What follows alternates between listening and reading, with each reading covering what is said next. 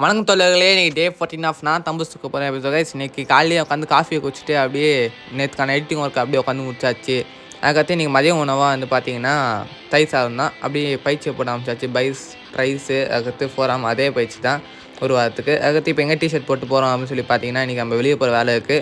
அப்படியே டைம் ஆச்சுன்னு சொல்லி உட்காந்து பிஸ்கட் சாப்பிட ஆரம்பிச்சிட்டேன். இப்போ நம்ம எங்கே போகிறோன்னா ஆட்டோ ஆக்சஸ்னு ஒரு கடை தான். அங்கே போய் ஒரு சில பொருள்லாம் வாங்க வேண்டியிருந்தது. அதை வாங்கிட்டு பில்லியாரில் அப்படியே ஒரு காஃபியை குடிச்சிட்டு ஒரே காஃபி வாங்கி குடிச்சிட்டு அதுக்கடுத்து ஃபீனிக்ஸ் மால் போயாச்சு. அங்கே போய் ஒரு டைம் இருந்துன்னு சொல்லி 3 டிஷர்ட் பார்த்துருந்தேன்.